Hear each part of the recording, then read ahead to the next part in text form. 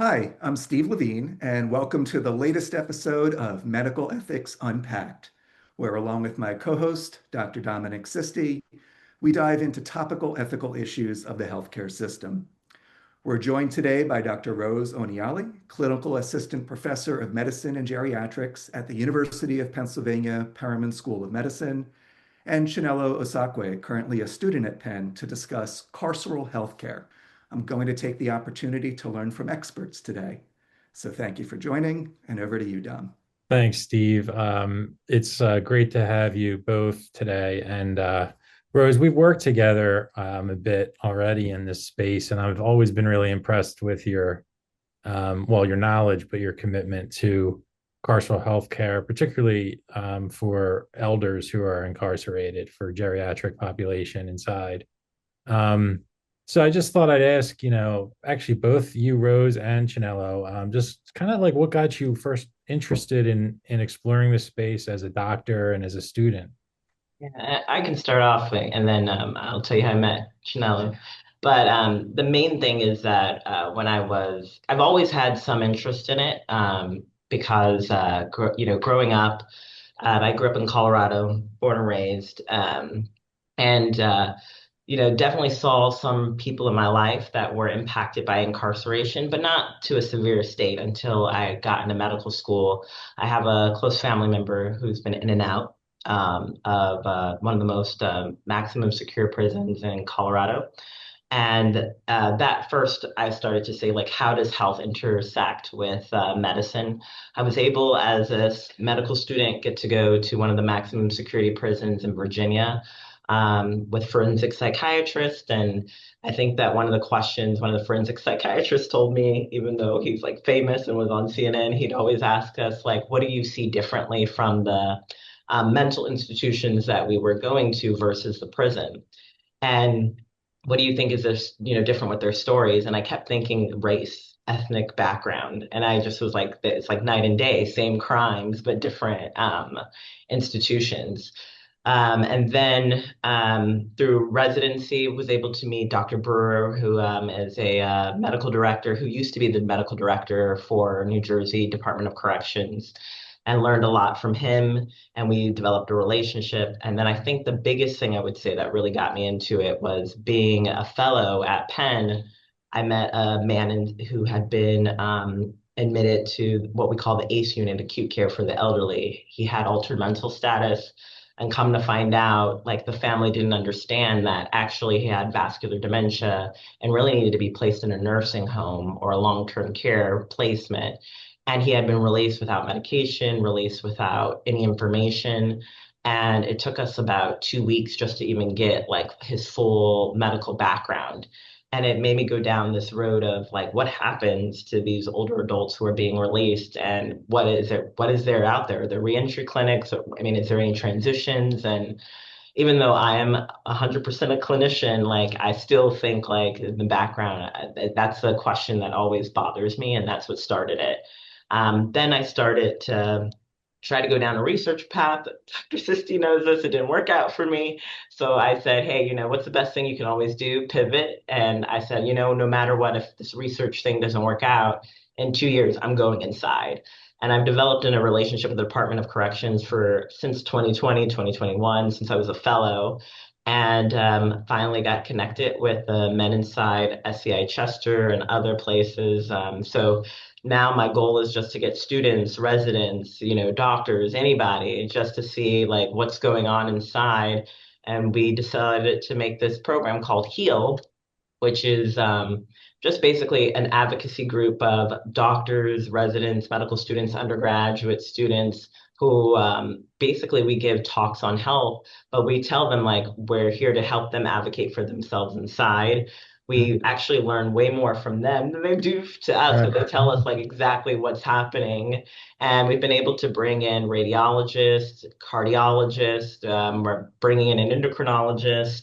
We're trying to bring a dentist, but then I realized like, hey, I'm 100% clinical. I cannot do it all. So then, Chinello definitely joined me, and she honestly is keeping the program together because I'm all over the place. What's your major, Chanel? I'm a neuroscience major. Cool. And you planning to go to med school? That's the goal. That is the That's awesome. goal. But like Dr. Rose, I think I'm gonna have to supplement it with some graduate degree of some sort because um I think just medicine isn't fulfilling enough for me. I think, supplementing it with population-based work will Mhm. make my career, what I hope to be my career, a little more meaningful. And you were drawn to correctional healthcare. Why? So when I Mhm. came to Penn, I didn't know what I wanted to do. I knew it was pre-med or pre-law, actually. And this is where the incarceration comes in because I was drawn to law specifically because I was quite upset by not mass incarceration, but by the population that made up incarceration, about the ethics and the sentiment behind incarceration. It just never made sense to me. Like when I dumbed it down, I was like, when a child does something wrong, even when it's wrong, like this isn't the best way to curb their behavior and to Right, curb their mentality. And that can't make you feel too good either as a parent if this is the way you're treating your child. right. And frankly, that's just the way I go about life. So people, whether or not they agree with the crimes people do, that's not my issue. My issue is that you can do something wrong and still be treated humanely. Yeah. So I met Dr. Rose because I had applied for this research fellowship and I was really interested in specifically the inhumanity of solitary confinement and Mhm. what that can do to your brain and how that can shift like the homeostasis literally of your brain. Since then, I've been working with Dr. Rose, helping her run this program, helping with a couple of projects on the side, and she's a really great mentor in this space. Yeah, that's great. Awesome. Well, that's a great like origin story. Thank you both. And I think, you just set us up for a really good ethics conversation here and you brought up solitary confinement. I'm just let's tick off some of the big ethical challenges you guys see in delivering healthcare inside jails and prisons. I mean, I figure solitary is a big one, right? Tell us more about what solitary confinement can do to an individual, both emotionally and psychologically, but also physically. When you talk about dementia, accelerated aging, what Yeah. do we know from the evidence? So I definitely want Channello to also add on to this because we brought in occupational therapists into SCI Chester for one of our advocacy talks, and a big reason why is just like deprivation. Do you get what I'm trying to say? Like just not having light, not having human interaction, not having physical interactions, and how cognitively that can affect you in so many ways. In the hospital, you're being forced to sit still. We see that in, this is just common medical knowledge, even though the residents, I got to remind them that being in the hospital for 5 days in the bed, automatically your lung volumes are changed. Do you get what I'm trying to say? So Yeah, physically, yeah, that's impacting you. So you have the deprivation mentally, but you also have physical impacts of not being able to move and things of that nature. And then just the fact that, I know that like everyone talks about race, like it's more a black issue. I call it everybody's issue because again, more than 50% of white people are inside prisons and jails. It's pretty crazy to me. mhm, But reality of it is black Americans, we need vitamin D, not being able to see the sun. Even people who are in prison, we saw with COVID, like not them still telling us till this day we only get an hour outside. And mhm. that now you're solitary confinement, you get nothing outside. Do you get what I'm trying to say? Those are Yeah, big impacts. And I think that Channello definitely got to see like, how, we tried to use occupational therapy to give the men ideas and ways of like keeping that, their minds active, trying to keep their minds as engaged as possible because not even just take away even solitary confinement, just being in the side prison, right. still it has its big cognitive effects. But solitary confinement, definitely, you are correct. Accelerated aging, I mean, deprivation, physical. I try to say even like just loss of time, Mhm. and the impact of that. We got to meet a man recently who what is in the they say in the hole. He was in the hole for over 20 to 30 years straight Right. Wow. and That's just came incredible. out and we just like I thought I always knew that these were cases. I know that there's a famous case I talk about, that went to the Supreme Court about, again, a white man. I think it was Hope. His name was Hope, where he'd been in solitary confinement for over 20 years without any interaction. And still, they said it was, still like it was illegal to do that. Yeah. So Yeah. I didn't think I was going to meet a person, physically in person who had been inside the hole for that long. Mm. Yeah. No, yeah, I agree. Because again, what's frustrating is how they even got there. Yeah. It's not like Right. that there wasn't enough space, so they put somebody in the hole. It's usually like a reaction to something or another. And so again, like this is your punishment for acting one way or another. Right. And exactly, humans are inherently social primates. Like that is humans. And in fact, if you look at the statistics, even just college students, they say, I believe it's over 50% of college students are depressed due to loneliness. Mm. And so that's in college, you have the whole city to yourself, you're meeting all these new people, you live in a dorm, and these are the statistics on that. And so that's not even getting into literally what happens to the structure of your brain. Your Right. amygdala gets a little bit bigger, your hippocampus gets a little bit smaller, all these little things that are happening, your fight or flight, your hypothalamus, it's running like crazy. These little shifts, and then you come out, but you're still within, you're kept from outside the world. It has a big impact. And so, yeah, when the occupational therapist came, that was for the larger group. At first, the men are kind of just like, what is that going to do for me? Yeah. When they think, medicine, they think health, they think, your heart, Yeah. Right. they think their lungs and things like that. But I was like, no, you guys need to listen. These things are helpful for even us outside, but something as small as brushing your teeth with like your non-dominant hand, that can break Oh, wow. apart. Yeah, that can break apart the overly structured carceral environment. Mm. These That's little awesome. things, you can make it a little challenge with people who are in here, ask, oh, how many days have you been doing it? And if you haven't been doing it, now you're feeling a little competitive, it's a little game now, and it's something that won't get you in trouble, won't get you put in the hole or get your privileges revoked because you're not doing anything to, Mm. outside of the structure, but at the same time, that's a way for you to self-advocate for yourself. And on the one hand, it's fun, it's a game, but on the other hand, it is literally good for your cognition, Yeah. Yeah, I mean, I recently read a paper that indicated that anyone who's ever spent time in the hole in solitary has like a significantly higher risk of suicide, even and reentry. And so it does seem to me that there's a significant. I mean, in most of the world, consider solitary confinement torture, right? So, Yeah. and it's banned in most like developed nations.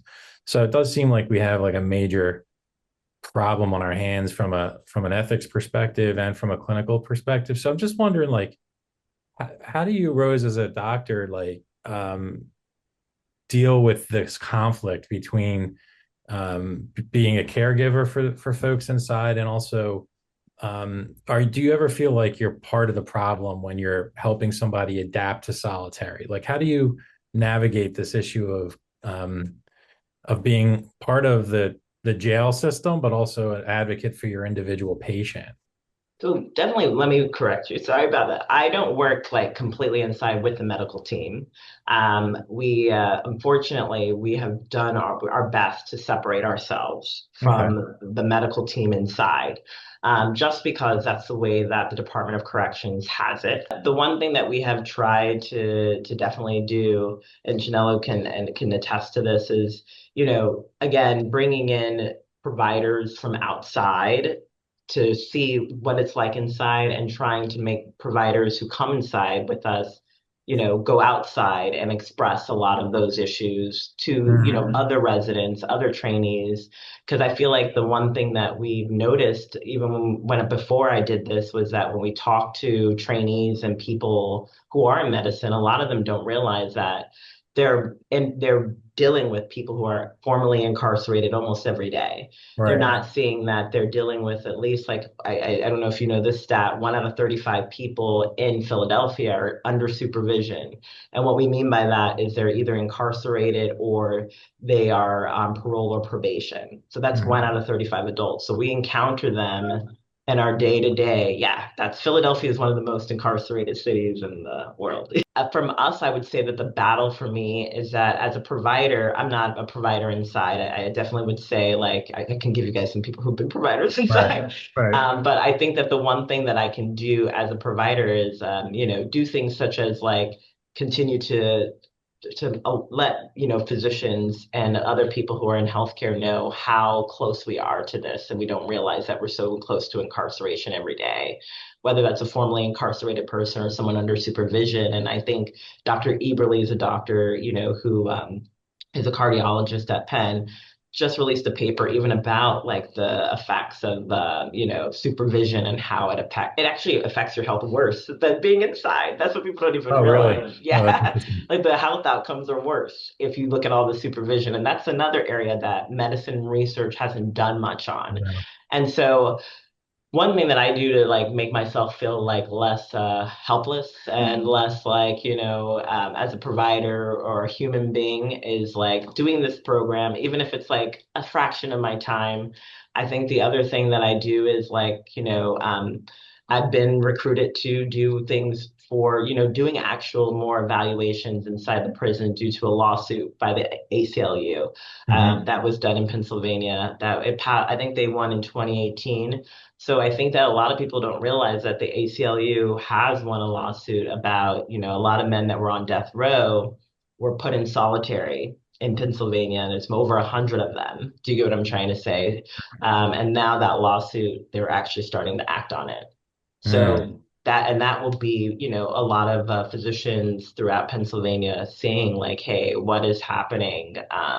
If you get what I'm trying to say. Are there programs in med schools and residency programs to train up people on carceral healthcare, but like maybe not necessarily always bringing them inside, but recognizing like I the signs of people who have been formerly incarcerated, or just like, when somebody arrives at a hospital from a jail, how to handle that? When I was in med school, we had about half of a day on it. We had a visit Oh, that's awesome. to the Jefferson Parish Prison in Louisiana. They took us on a tour, and of my 4 years of medical school, that was the sum total of my training in carceral healthcare. Yeah. Wow. And I feel like if you don't do psychiatry, like it seems like psychiatry tends to be the leeway to get you that, experience. Um, but there are programs out there, yeah, with Dr. Wong and them, and they are doing a actual workshop at the Society of General Internal Medicine about working with people incarcerated.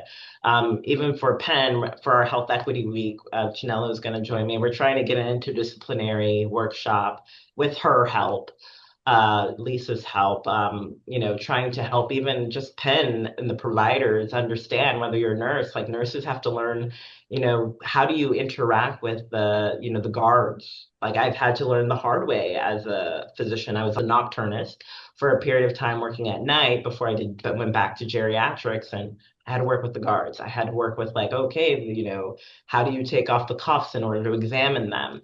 No one talks you through this, and there are groups trying to all over the country give that education out there. It's called Scopes and Shields. You can look that up online. That's one way of like helping you when you're in the ER, you're in the emergency, like, but in clinical settings. But I do think that there isn't like, hey, these are standardized education. Like Temple students actually join us because they get a little bit of talks about it that are Mm. medical students, but they don't get like actual experience inside. They don't get to interact. It's all elective. So when the medical students are like, Right. we're not interested this year, that program dies. And that's what we see You would think, multiple at least times. in Philadelphia, given our high incarceration rate, this I would don't be a think much that higher people know priority. this. I don't No, think right. people I know mean, it's this. true. Yeah. It's and why do you think there's such sort of silence about this, or not? Is this sort of there's this bias against incarcerated people where they're sort of forgotten, I guess. Ooh, it's a tough one. I think that a lot of people, especially in medicine, I think that even we forget like what has historically happened, even within the medical field. What have we done? Right. Whether it was, whether what we've done, we've, whether it's been, testing I mean, I could keep going. The list Yeah, of right. the medications we've done, Tuskegee is famous, but we forget about people who were sterilized. Like I have to keep telling students over and over again that there were still sterilizations done in the 2000s in California female prisons. And they are still trying to get money back, trying to sue for that. We're still doing that.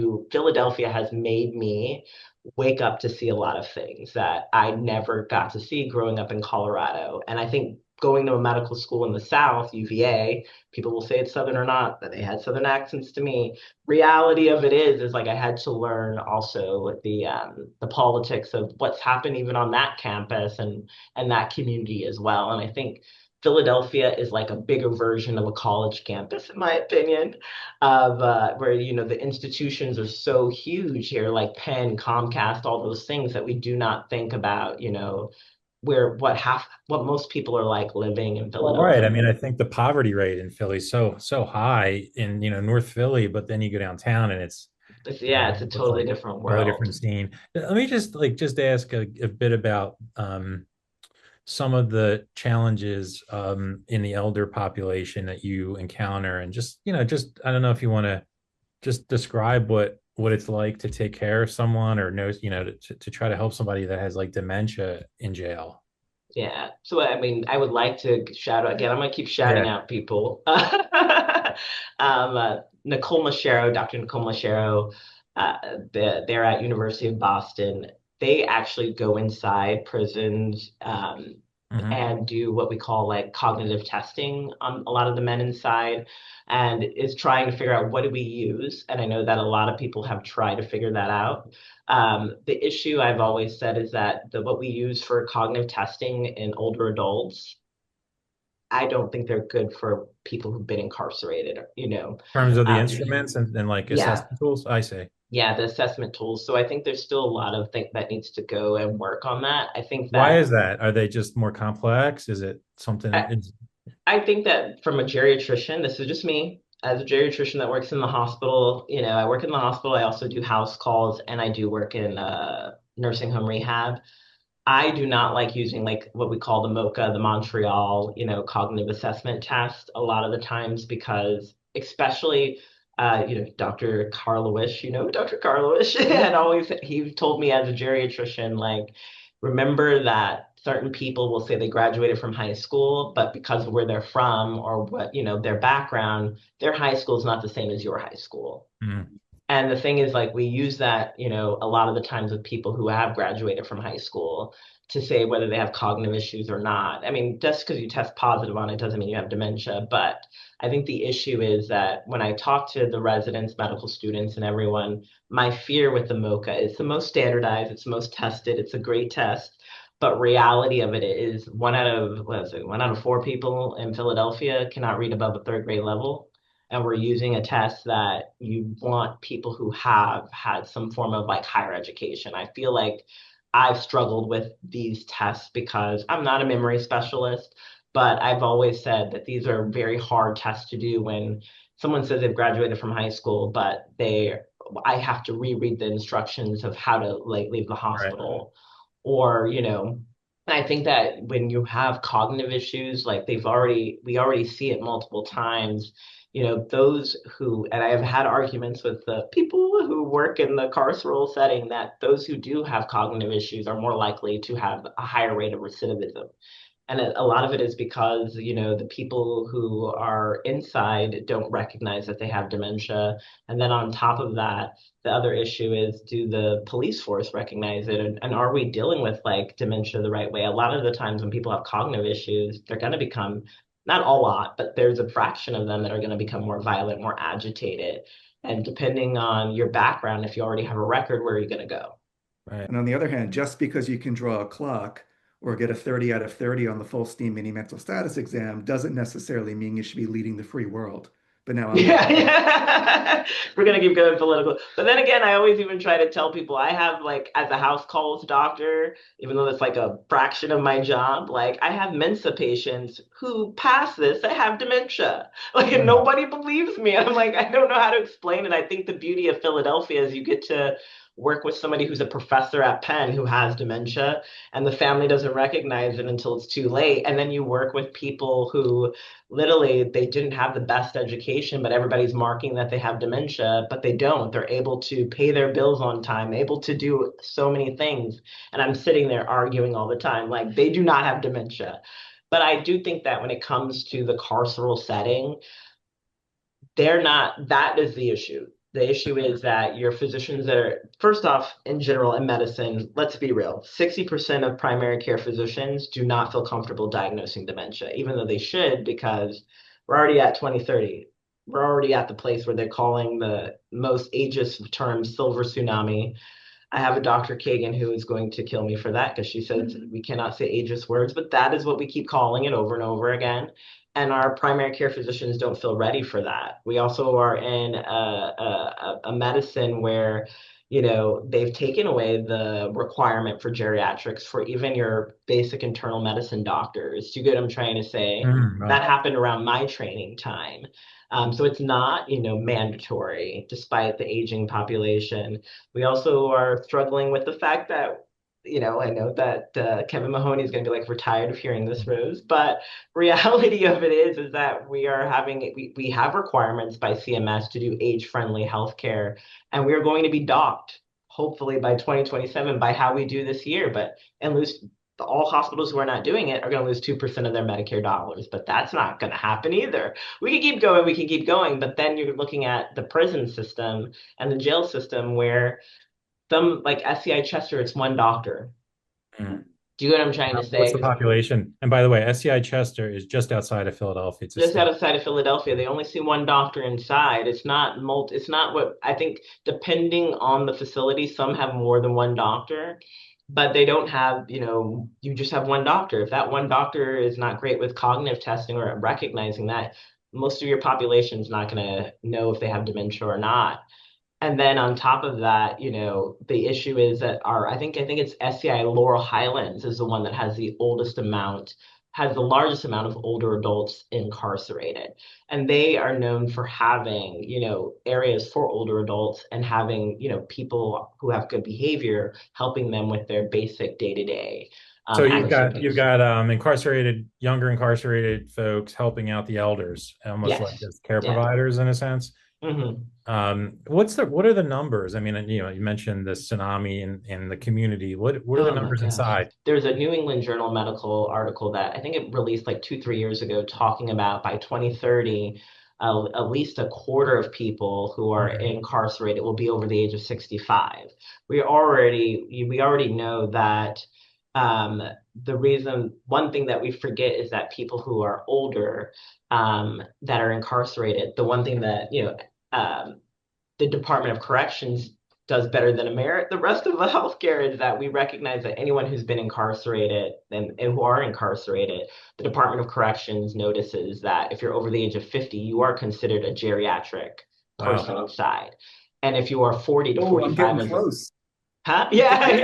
I can't go inside. I'm getting close. Yeah. But that's why the senior living enhancement program that we're part of with our HEAL program that we do, which was started by a man inside the Pennsylvania SCI Chester. He started this senior living enhancement program, and it's only for men over the age of 50 and above because they recognize this is the older population, this is the geriatric population due to the accelerated aging, the list goes on. And, you know, we already have known since like 1990 to 2010, you know, people over the age of 55, the percentage of how many people, you know, that were over the age of 55 went up by 181%, even though the prison population went up around 15 to 18%. So the reality of it is that, you know, the population is getting older, and it's not just because, oh, people are sitting there as lifers. Pennsylvania has a lot of lifers. A lot. We are known for having a large population of people who've been there since they were in juvenile all the way up, and they're like, and then now they have 70s, 80s right now.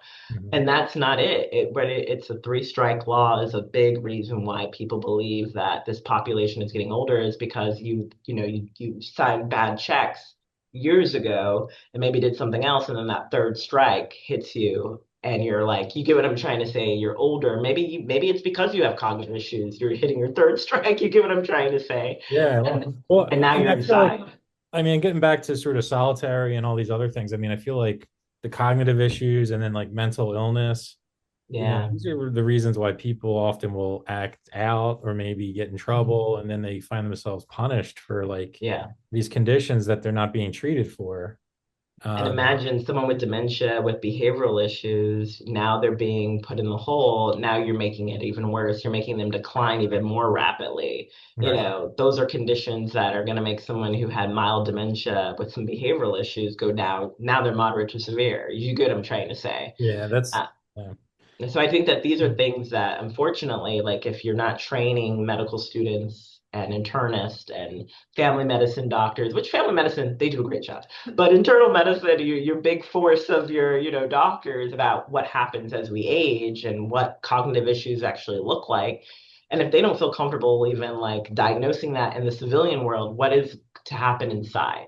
And it's not to say like, oh, the doctors inside are bad. We have to realize like, these are doctors that were trained just like you and I. We don't feel comfortable. I didn't know anything about geriatrics, so I started geriatric fellowship. So I definitely think that it is very hard when you have an aging population and you're asking the people from the outside to recognize it, but you can't. So I don't blame the Department of Corrections, and I don't blame, anyone. I think this is just a societal issue. It's just 10 times worse inside. And then solitary on top of all that. We're not going to stop. Right. Yeah. I mean, yeah. So just like in terms of um, what we should do for these folks, I mean, there's this idea of compassionate release, right? I mean, is that something that is an option for many people, or how does that work? And as a physician, do you have a role in that? So I have definitely been, so I will be frank. I mean, I do sometimes get paid to do medical expertise, whether that's for incarcerated folks or non-incarcerated folks. Um, so for the incarcerated folks, it is for compassionate release all over the country, but Pennsylvania, to be honest with you, we do pretty bad. I think the past like 10 years, we've only released like 8 or 9 people on Mhm. compassionate release. Wow. We're just passed something about medical parole, which was just passed this year or last year. And in reality, I don't even know how we're even gonna, like, we might pass these things, but how do you start? You Right. get what I'm trying to say? Like, I don't even know how we start. I'm not obviously in the political sphere, but I'm like, where do we start when like even we did it? I mean, Dr. Nicole Machero, myself, and other psychologists, we even were talking with a legal service in Boston, trying to show them, hey, lawyers, legal aides, this is how you recognize dementia. These are the tests you need to make, go back to the doctors and ask them like, hey, can you send these things? Because this might help your person get released. But Massachusetts is so different from Pennsylvania in the sense that Massachusetts, even though they don't do that great for medical parole, they do 10 times better than us in Pennsylvania. And so they actually have a lot more services to help release these people. But then again, it's like release to where? Where, yeah, I was going to You say, know, like, is it, about do they families. end up in a nursing home if they have dementia? Where do they go? So the problem is, I mean, this is an issue all over the country. It's not just us. Vermont, Colorado, I think has been working on it, but the main example has been Connecticut. They have 4, I hope they still have these. They still have 4 nursing homes that the state pretty much has dedicated towards people who are formerly incarcerated or being released to somewhere, if they don't have that like stable, family or support to be released to. That was very controversial. If you look at the history of it, it took a while to get those neighborhoods to even allow that, and to even push that through. Pennsylvania only has one state facility that possibly will accept people. This is old, but like 4 years ago, when I talked to the DOC and people, they said it took like over 150 times to be rejected from all nursing homes to be able to be there. So the issue is right now there are releasing people. And you mentioned something important, which is like in California and in Pennsylvania now, at least, and there's waivers to turn Medicaid on Yeah, there's waivers so that now. you can actually do that. But and up until a couple of years ago, people were coming out without any health insurance and coverage. Yeah. And even still, like it's probably still hard to get people enrolled and get them like set up with doctors and everything on reentry. So Yeah. at least Medicaid is like, now a little bit easier for, Yeah. superintendents really, I think, are the ones that have to do all that in their Yeah. prisons to get these programs up and running. And the issue is there's not a reentry clinic, here in Right. Philadelphia. We don't have that. Like, there's the transition clinic network that, Emily Wong started that's all over the country. And Philadelphia is one of the few places that doesn't have that. That's the And biggest what is issue. that? I mean, what just for folks, I mean, I don't actually know like the different specialties that are included in a reentry clinic. Who all's there? Usually, most of them, and again, I mean, Emily Wong, Dr. Wong, please forgive me. They usually have a physician, they have internists typically, mental health workers as well, social workers, case managers, So and then it's they like a have full-on like yeah, medical it's a full-on home, clinic, essentially. community Yeah. health workers, people who are formerly incarcerated, working in these clinics, and then they also have people who are formerly incarcerated go inside and they know who's coming out. You know what I mean? And they make that connection before they come out. And that's the beauty of these programs. But there's something about, I was told that there's something about the political landscape and, of Philadelphia where it just, they have not been able to do it. Right. Yeah. Seems like an ethical, Yeah. an important obligation to get something like that set up sooner than later in Philly, at least. Yeah, Philly. Yeah, for Yeah. sure.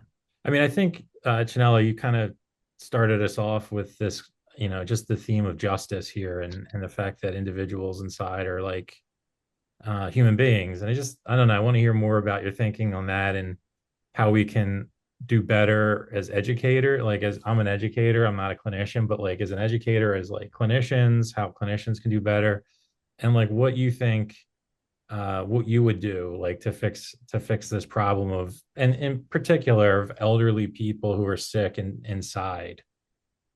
Yeah, I wish I could fix it too. That's, I guess, why programs like these and conversations like these are important, because I think the number one disconnect and misalignment in people is miseducation and misinformation, and misunderstandings. And I'm guilty myself. That's one of the first things when we go and speak to the men. One of the first things they do is ask you, well, why are you here? What did you think about prisons before you came here? Yeah. And it sets you back and you're like, whoa, thought I was coming here to tell you about what I know about you. And then when you say it like that, you catch yourself in that thinking. Yeah. And I think that's something we've been working on in our onboarding and our orientation before we even bring people in with us, is to make sure they understand the humble context they'll be entering. Because you can know a lot about stuff and know nothing about anything. Like Dr. Rose was saying, we live in these communities and all of them have this problem. Philadelphia, it's just right in your face. If you live in other communities, it's all intentional, right? Nobody wants to see a prison, so they set it back. It's hard to get to, etc. So taking the time, and if you can't go in person, what initiatives around you are helping out at these prisons? I'm sure there are some. What conversations can you have? I in fact went to, Dr. Rose had a re-entry simulation around this time last year. Oh yeah, exactly. It was very powerful because it was an hour? Yeah. But you're going around and every 15 minutes is considered to be a week, right? And you're given this character, which is based on real individuals. And in fact, it's an oversimplified version of what real individuals go through. And you've just been released and now you have $20. Go and complete all of the tasks that you have to, just as a recent person who has been incarcerated, let alone somebody that's trying to make a living, somebody that's trying to make a family, somebody that's just trying to, reset because of that mistake that they made how many years ago. And so when you do simulations like that, you realize how it's not only difficult, but it's almost like, especially as older adults, it's not like the world is really set up for you to succeed that way. Right. The rules seem like they're intentionally made to like hurt you and keep you actually back inside. It's sort of like Yeah. Recidivism is the goal almost for this system. And even when we were doing that reentry, simulation, I don't remember if you remember this, Tom, but to piggyback off of what she was saying, some of the older folks were like, well, you guys don't have a simulation for like people who are not able-bodied. Right. And then it made me think, oh my gosh, like, Yeah. imagine because some Getting of around them, the city, yeah, trying to some of like them, navigate things with a mental illness or a physical yeah, disability, or even a cognitive issue. yes. Yeah, so they were saying like you don't even keep in mind, like, yes, a reentry simulation, it seems like it's more for able-bodied young Right. people coming out, and like they can't even get food or a job or all this. Like, so imagine, maybe we do need to do like I mean, someday when we have time, a reentry simulation regarding people with cognitive issues or not able-bodied, because reality of it is, how do they even, get that without any family support? So that's the point, right? Like, I think getting educated will let you, whatever space you find yourself in, that you should be thinking about what other contexts will this work or not. Like what you Right. read in the textbooks in medical school, it cannot possibly be how your patient interactions will go. Yeah. It gives you, the little bricks for the house, but there's a lot more that goes into it. That's why they train you through going and interacting with patients. That's why you're a resident.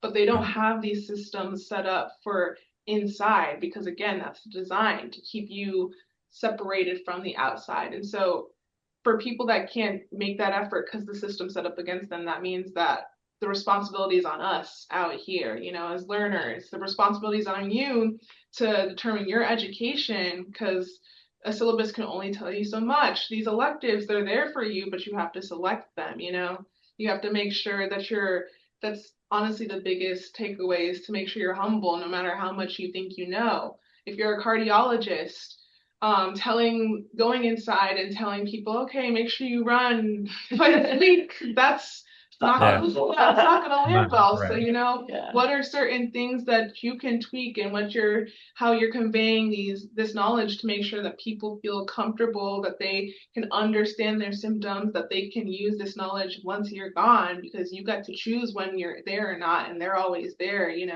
What things can you do to at least give people a little bit of agency when it comes to their health, and that means agency when it comes to themselves and their life in general. That's amazing. With that, I think we should just wrap up, because I see that we've already talked almost an hour. We could keep going, but I just want to say thank you both for your work and for your expertise and for sharing all that with us today. Yeah, no, thank you. Yeah, echoing Dom. I think, Channello, you said it really well just a moment ago when you flagged the risks of lack of information or misinformation. The likelihood is that whatever specialty of medicine you're practicing, you're encountering someone who's had that experience and who may be affected in the ways we've been talking about today without even realizing it. You're not realizing it at the peril of the person you're aiming to help. So in that way, I hope that for the listeners, this conversation has gone some way towards filling some of those gaps in lack of information or misinformation. I know it has for me. I just want to thank you very much for joining us on this episode. And please, everyone, stay tuned for the next episode of Medical Ethics Unpacked.